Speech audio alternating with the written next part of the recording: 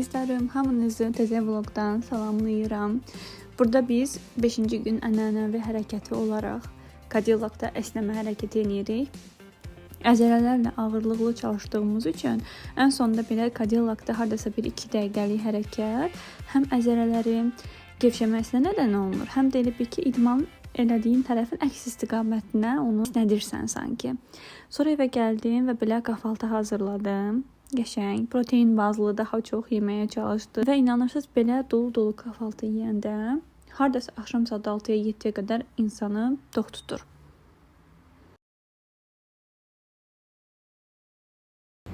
Biz yenə gedirik teatra. Hansına gedirik? Kimyager. Kimyager. Türkçədə şimyacı. Paulo Coelho'nun, Braziliyalı yazar. Onun əsəri, onun teatrına gedirik.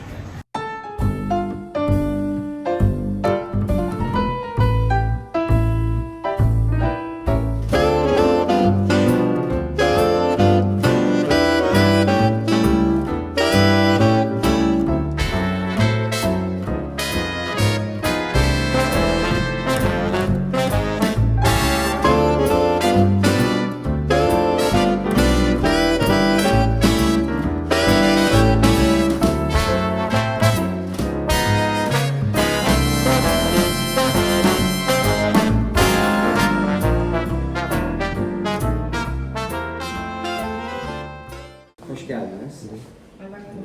Buyurun, iyi seyirler. Salonuna girdiğinde Bilge'nin insanlarla konuştuğunu ve vakti olmadığını fark etmiş. Bilge de ona git sarayımı dolaş ama bu kaşıktaki 2 damlaya sakın dökme demiş. Delikanlı çok dikkatli bir şekilde şatoyu dolaşmaya başlamış. Bilge'nin yanına döndüğünde Bilge ona sarayın acamalılarını, bahçeyi, kütüphaneyi, çarşömenleri görüp görmediğini sormuş. Delikanlı da Hiçbir şey görmedim diye itiraf etmiş. Çünkü kaşıktaki yağı dökmemek için sadece kaşığa odaklanmış. Bilge de ona git evrenimin harikalarını tanı diyerek onu tekrar saraya yollamış. Delikanlı bu sefer hayran bütün şatoyu dolaşmış. Bilge'nin yanına döndüğünde gördüğü her şeyi bütün detaylarıyla anlatmış. Ya sarayın kütüphanesine bir kitaplık ya. Peki 2 damla yağ nerede diye sorunca Bilge, delikanlı yağın dökülmüş olduğunu fark etmiş. Bilge de bunun üzerine demiş ki, mutluluğun gizi evrenin tüm harikalarını tanımakta ama kaşıktaki 2 damla yağ unutmadan.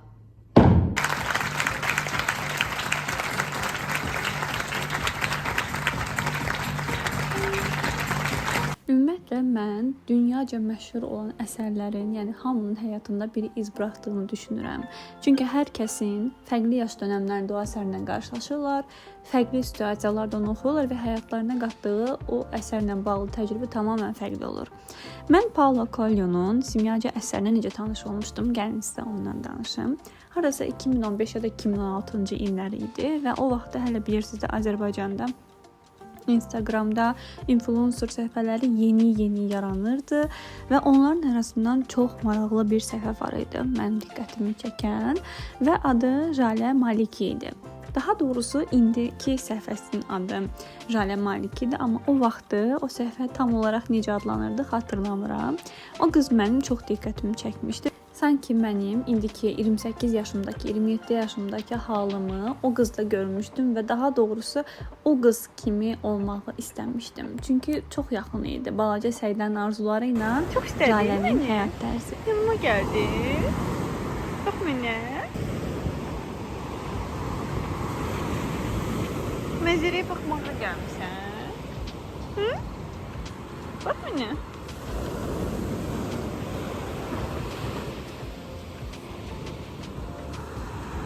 Bakın. Çok istedin sen bizi.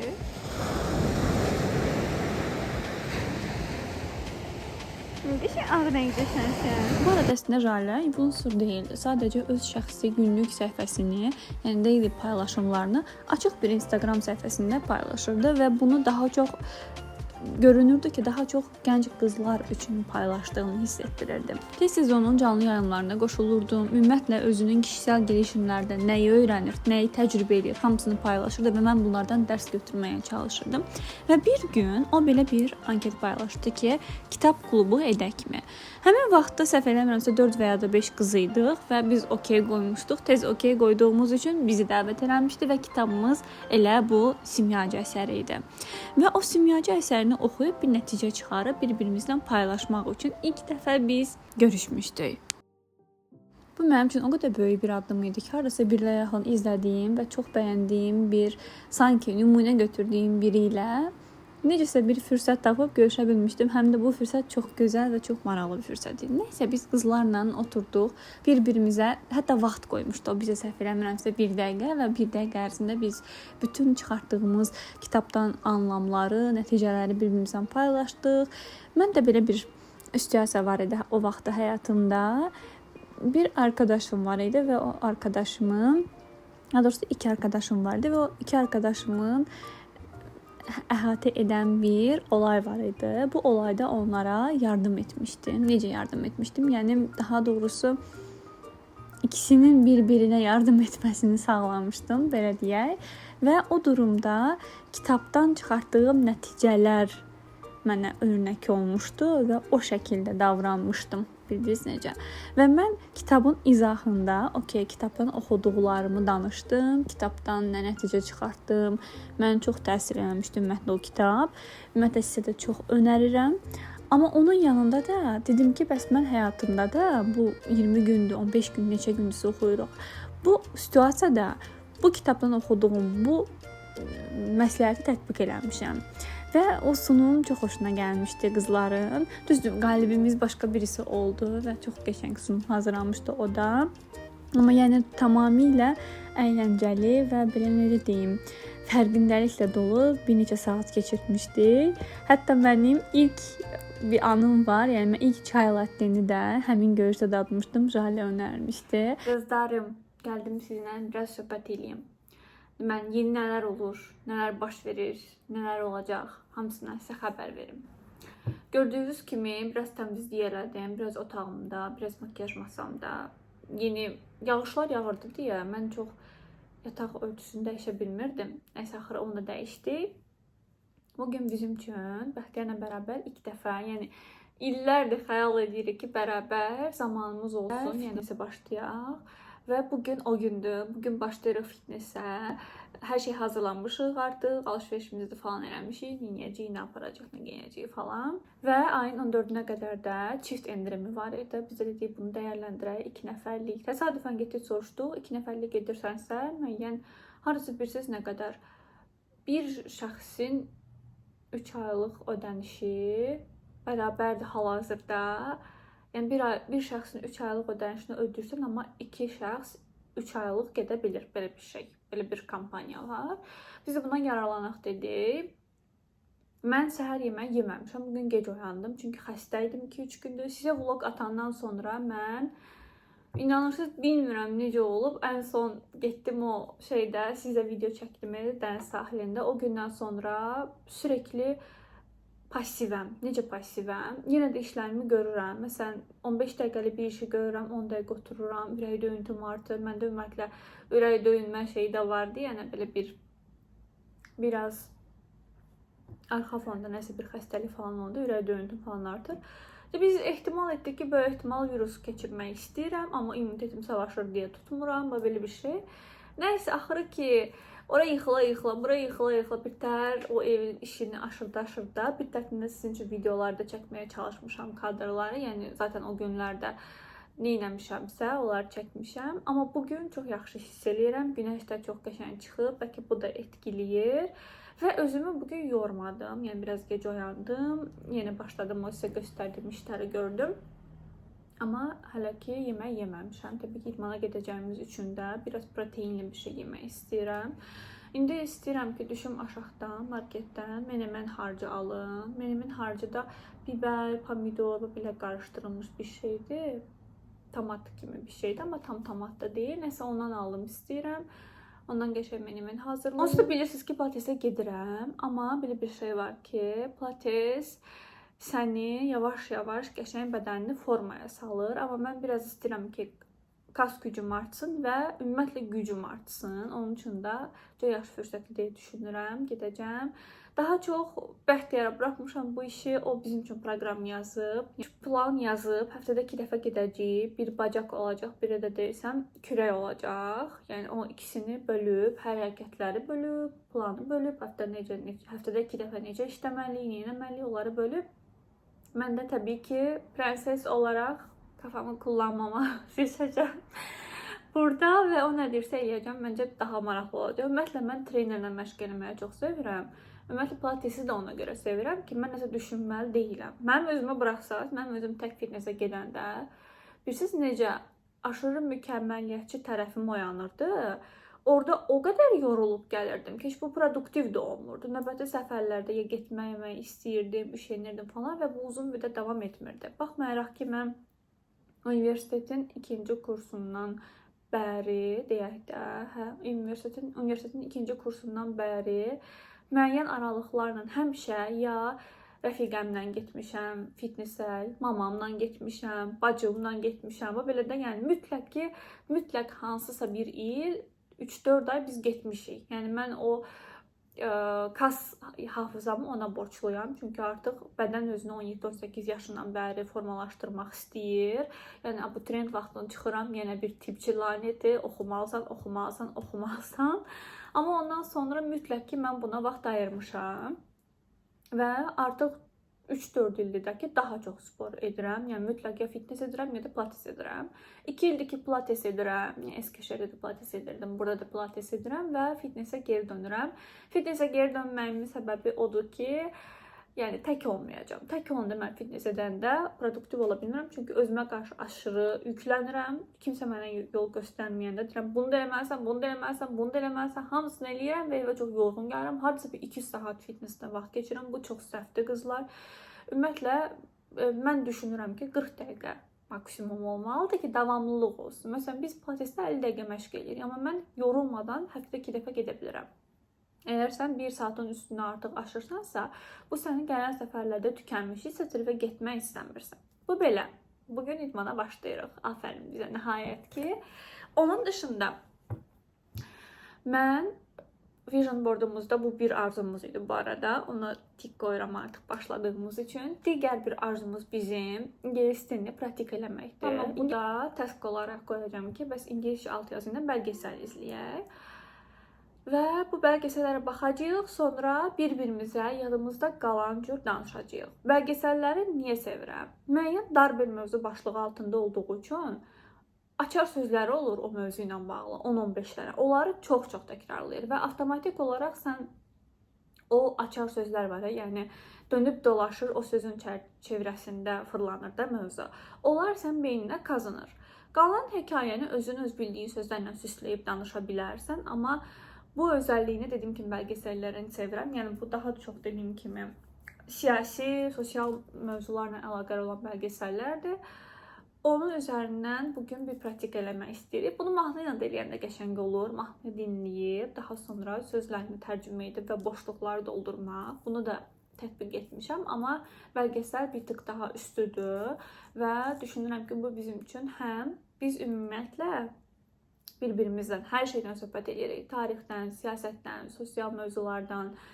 Əlbəttə mənə o qədər çox şey öyrədib ki də. Mən məsələn daha çox spiritualist baxış açısı ilə, psixoloji, yəni özünü kişisel gelişim kitablarından, oxuduğum bilgilərlə ona fərqli bir baxış açısı verirəm və o buna həmişə açıqdır. Məsələn, heç vaxt inkar etməz.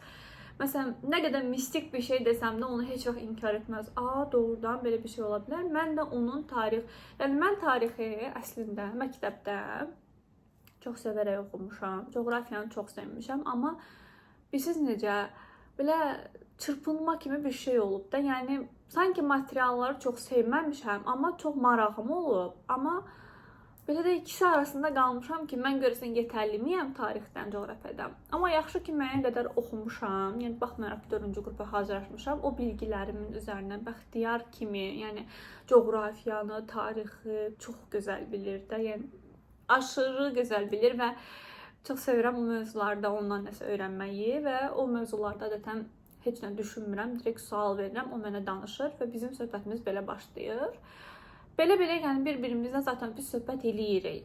Mən düşünürəm ki, müəyyən sosial, siyasi gündəmdə olan mövzular haqqında danışmaqda enində sonunda gedir tarixə, coğrafiyaya, müəyyən qədər fəlsəfəyə, çox şeyə çıxır və bu bizi söhbətimizi daha dərinləşdirəcək. Həm onsuz da biz bu mövzuda söhbət eləyirik, həm də bunu yabancı dildə eləmiş olacağıq deyə.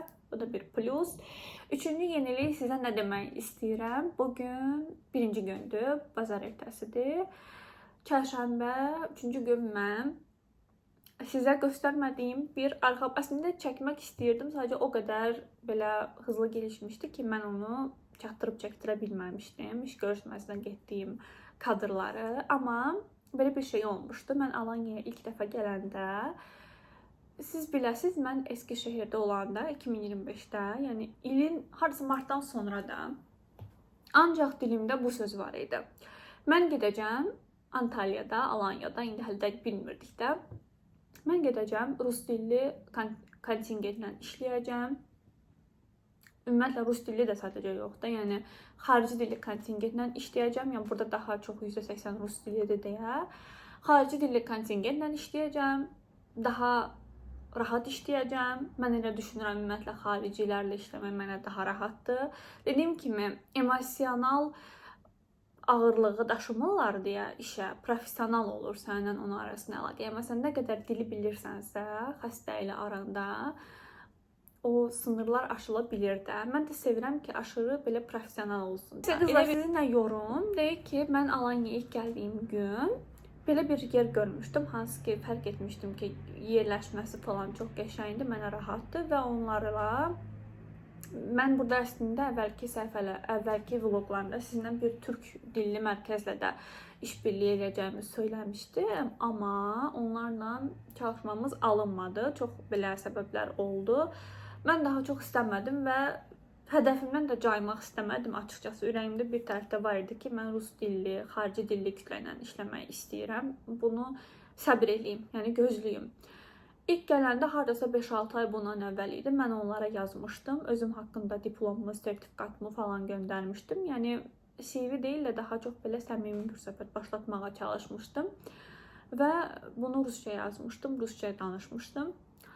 Onlar isə mənə geri dönüş bildirmişdilər ki, bizim hal-hazırda cihazlarla işləmə lisensiyamız falan var, amma hələ ki bir həkimlə işləmək kimi bir düşüncəmiz yoxdur. Hələ ki onlar kosmetoloqla işləyirdilər.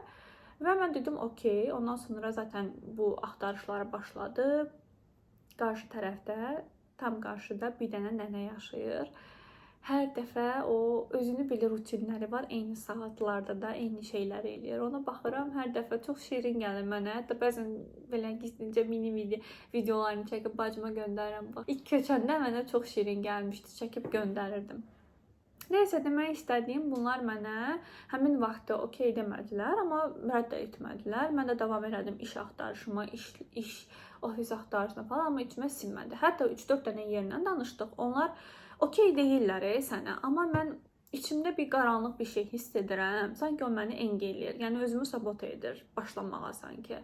Mən də dedim, yox, hələ yox. Axırı ki, nəysə, gözlədim, yeni il keçdi və təsadüfən, çox təsadüfən mən həkim səhifəmə daxil olanda orada direktdə gördüm ki, heç ağlımda da yox idi, inanırsınız, onlar mənə yazacaq. Onlar hardasa yeni ildən əvvəl mənə yazıblar və yeni ildən əvvəl yazıblar ki, əgər sizə də uyğundursa, gəlin görüşək və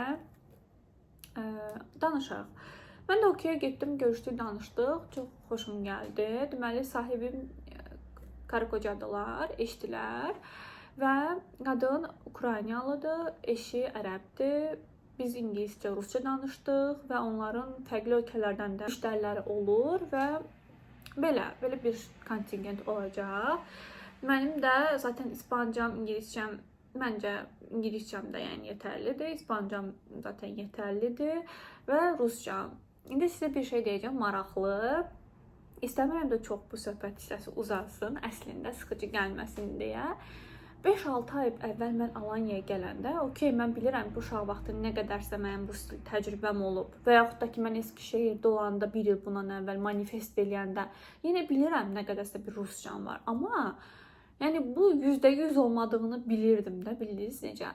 Və ona rəğmən mən çox belə idim, dəqiq istəyirdim ki, mən belə eləyəcəm, mən onlarla işləyəcəm falan və buna çox inanırdım. Və 5-6 ay sonra onlar mənə cavab yazanda artıq mənim bu stilim, mən elə düşünürəm, çox yetərli qədər gelişib arkadaşlarımın sayəsində və mən orada işləməyə artıq hazıram. Və belə inanmağa asla pes etməyin. Özünüzü içinizdə %30 belə nəsə varsa, onu özünüzə o qədər inandırın ki, bacaracağam. %50, %60-a qaldırın gözünüzdə. O qalxacaq, olacaq %70, %80. Belə, mən indi Bəxtiyar mesaj yazdı ki, evə nəsə gerekirmi almağa? Elə ona cavab verəcəm, yazacağım ki, mənə harcını alsın, videonu söndürüm. Yenə bugün içindən davam edəcəm.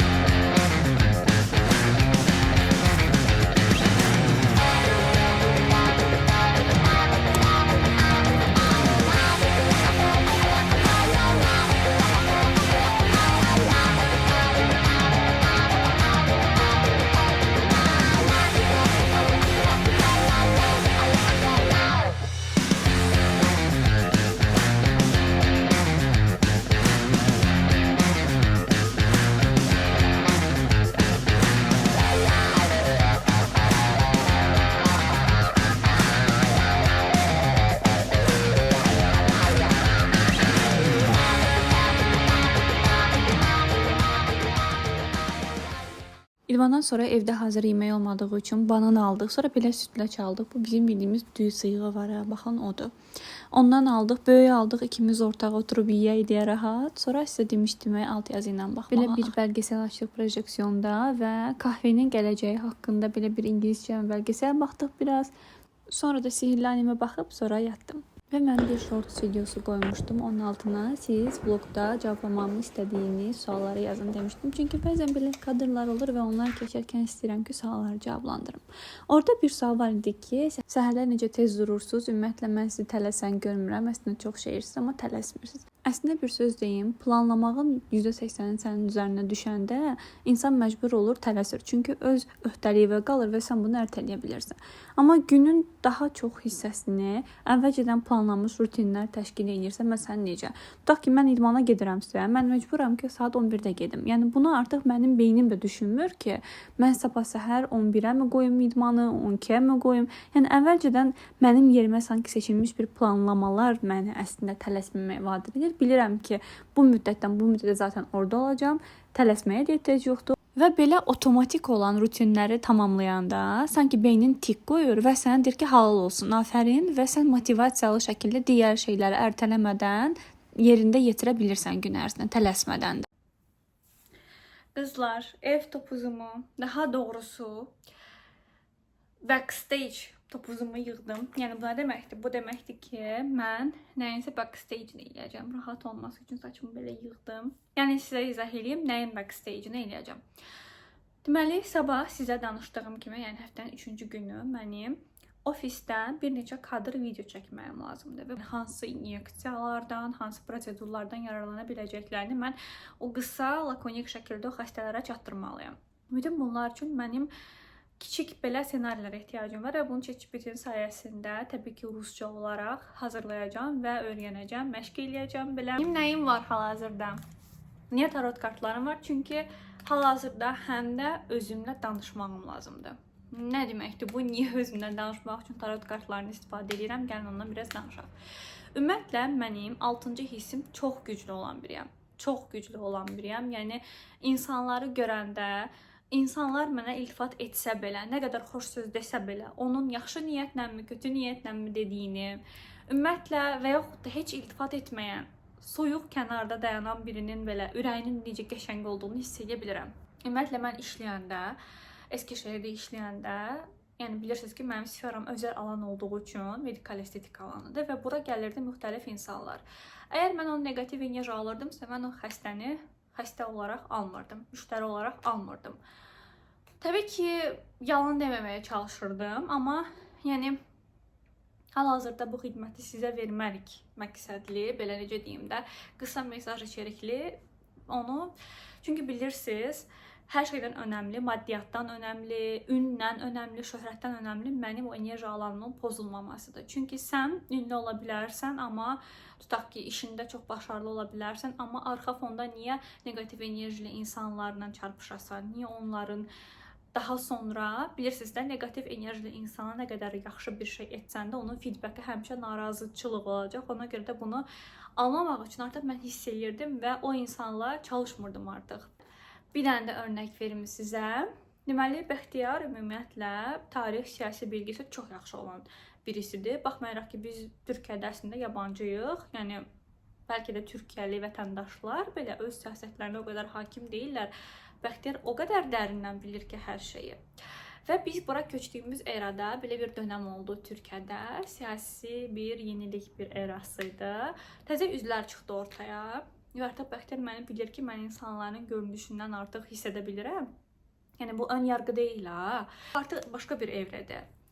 Yəni, o insanın, belə deyək də, vəd etdiyi şeylə onun simasını özdeşləşdirib, mən onun gerçək olmadığını deyə bilirəm. Yeni bir sima gəlmişdi həmin dönəmdə və Bəxtiyar mənə belə göstərir sadəcə. Hətta yeni olmayan simalar da göstərir və mən deyirəm ki, bu insan o qədər özverilidir, bu insan o qədər sözünün üstə duran, amma bu insan, təsadüfən bu yeni bir simaymış. Bu insan çox nəsə belə yalan vibe alıram da ondan. İnanırsınız, bir il keçdi mi, keçmədi mi, nəsə belə bir sonuçlarda biz gördük ki, həqiqətən də bütün, hətta ölkəmi deyim, dünyamı deyim, özəlliklə də o insan gündəmə sırf yalan deməsi ilə gəldi, inanırsınız və mən onu sırf yalan deyəcəyini hiss etmişdim sanki. Yəni o izlənimim çox güclü, 6-cı hissim çox güclüdür. Mən əlaqələndirirəm. Təbii ki, düşünürəm ki, mən həmişə mama ilə çox danışan, uşaqlığımızda bacım da mən də mama ilə məsləhətləşən bir karakter olduğumuz üçün mamanı itirəndən sonra mənim üçün elə bir ki, öz-özümlə qaldım məsləhətləşmək durumunda, başa düşdünüz və artıq həm də elə bir eraya gəlmişdi ki, spirituallıqla da bağlı əlaqələrim gücləndi. Necə? Yəni seanslar aldım və s. Yəni özüm də, yəni pasiyent olaraq özümü sağaltmaq üçün və s. belə. Və artıq mən evrənlə sanki bir dil tapmışdım. Yəni mən, bilirsiniz necə? Bir var ki, balaca uşaq anasından soruşub, tövsiyə ala bilir və addımını elə atır. Və bir var ki, orta yaşlarda artıq yetişkin olmalısan, hər şeylə, intuisiya ilə hiss etməlisən ki, bu doğru addımdırmı, səhv addımdırmı? Həmin addımlarda, hətta bacı ilə danışanda biz belə deyirdik. Mama olsaydı necə reaksiya? Əvvəl elə bilirdik ki, bu bizim üçün belədir.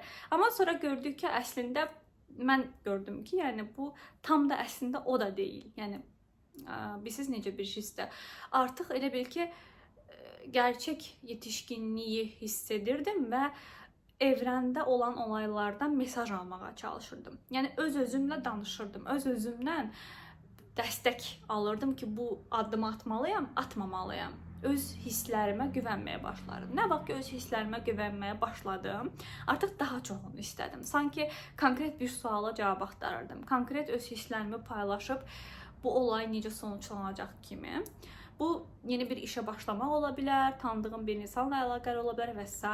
Situasiyalarda insan öz-özündən danışmaq üçün sizə keçən videolarda da göstərmişdim. Məsələn, journaling eləyirsənsə, general bir sual olur. Məsələn, atıram, fevral ayında sevdiyin şey nə oldu? Yəni, sevgi ilə bağlı tutaq ki, 15 dənə sual və cavablandırsan.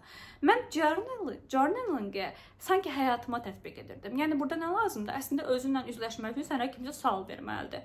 Yəni, tarot da əslində mənim üçün kör-kəranə nəsə bir şey inanmaq yox, sual vermək və daxili bilincimdən, içsəl, elə bil ki, içgüdülərimlə, instinktlərimlə danışmağa kömək eləyirdi. Sanki əslində bunu mən mama ilə söhbət əsnasında tutaq ki, necə olur mama ilə söhbət? O sənə sual verir, əminsən bunu istədi və yaxud da belə olsa necə olar, belə olsa necə, və yaxud da bir terapist sənə necə söhbət eləyir.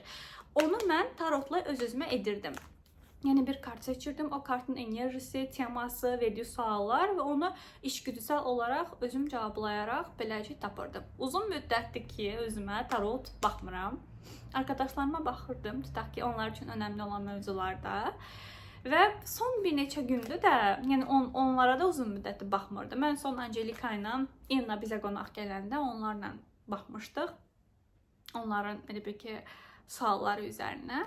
Ən son etdiyim tarot kartı arkadaşımla elə bir ki, tarot kartı baxdığımızda da o qədər mən belə pozitiv hiss elədim də, yəni onun həyatının da qəşəng olduğu üçün geri dönüşümü. Dedim ki, özümə uzun müddət baxmıram, niyə baxmayım? Yeri gəlmişkən sabah da onsuz da mən belə bir yeni bir iş, yeni bir enerji alanı olduğu üçün dedim gəlin ona bərabər baxaq. Və bu klassik tarot baxma mən heç nəyi belə mükəmməl şəkildə etməmişəm bu arada. Düzdür, bunun kitabçasında da var müxtəlif tarot baxma. Mənim üçün ən ideal keçmiş, indi və gələcək kart seçib baxmaqdır. Və ona görə də mən adətən qarışdırıram. Kimin üçünsə edirəmsə, özüm seçirəm. Belə bir ki, mən zaten obyektiv olmuş oluram deyənə, başa düşdünüz? Onu seçə bilirəm. Amma özüm üçün edirəmsə, sadəcə qarışdırıram və düşən kartlardan seçirəm. 3 kart seçirəm. İlk kartı keçmiş, ikinci kartı indi, üçüncü kartı gələcək. Yəni keçmişdə nə olubdu? İndiki kart mənə nə mesaj verir? Gələcəkdə nə olacaq bu işlə əlaqəli? Mən elə bil ki, öz-özümlə danışmaq, dialoq qurmaq üçün bu başlıqlardan istifadə edirəm. Mən indi bu prosesdə özümlə tək qalmalıyam deyənə bunu özüm eləyəcəm. Sonra sonucu sizlə qısa 2-3 cümlə ilə paylaşacağam, görək nə çıxdı.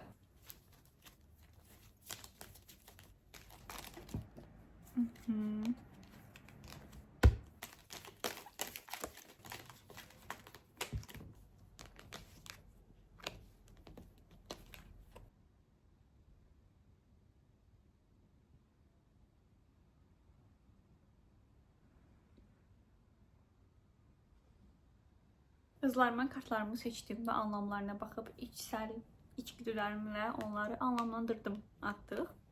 Təbii ki, burada tarot kartı kitabçasından da istifadə etdim. Amma mən həmişə belə düşünürəm. Ümumiyyətlə, bilirsiniz də, tarot kartlarında tərs və düz çıxmasının da bir anlamı var.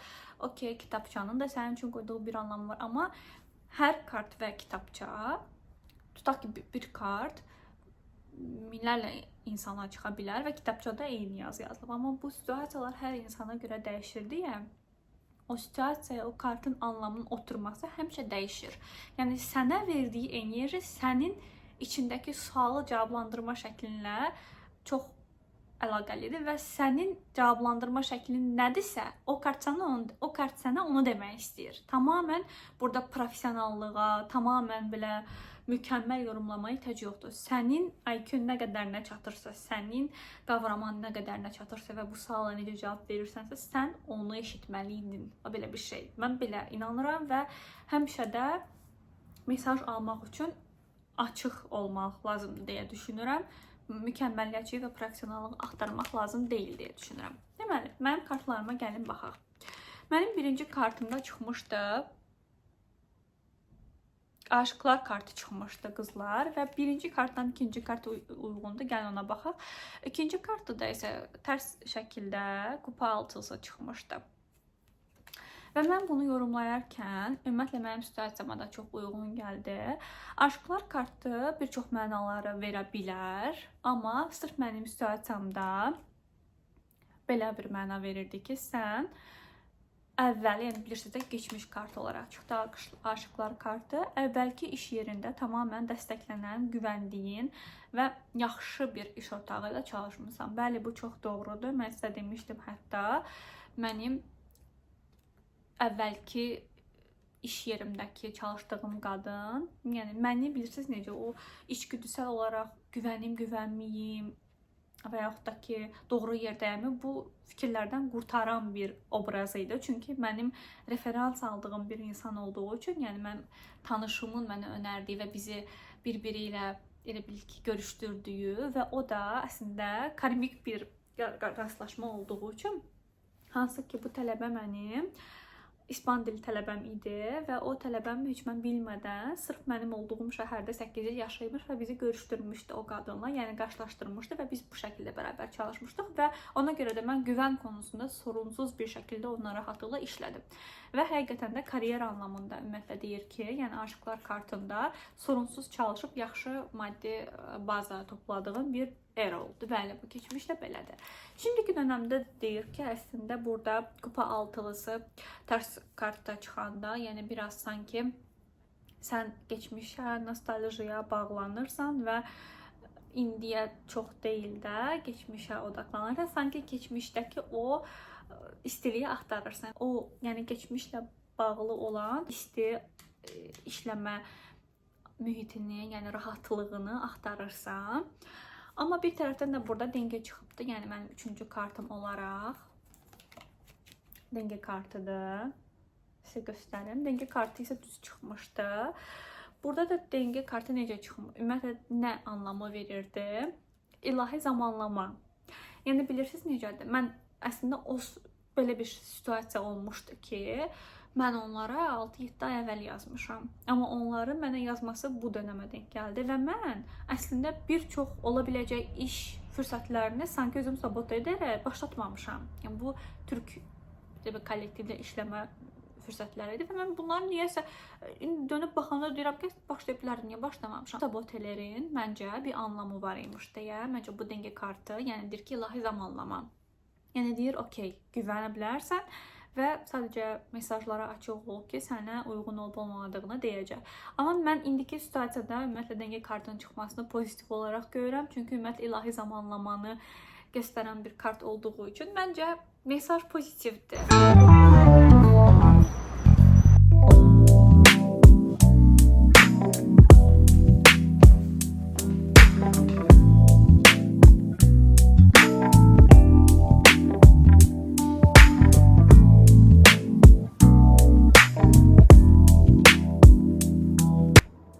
Qızlar, gəldim. Otaqda 2 dənə video çəkdim. Şəkillər çəkdim paylaşmaq üçün. Detalları çəkdim. Əşyaları, detalları topladım. İndi hazırlaşacağım. Çıxıb gedəcəm. Qəşəng bəyəndim. Mən ilk dəfə də otaqda oldum. Özüm əvvəl incələdim, bəyəndim. Çıxaq gedək. Siz bəyəndiniz, yorumlara yazın.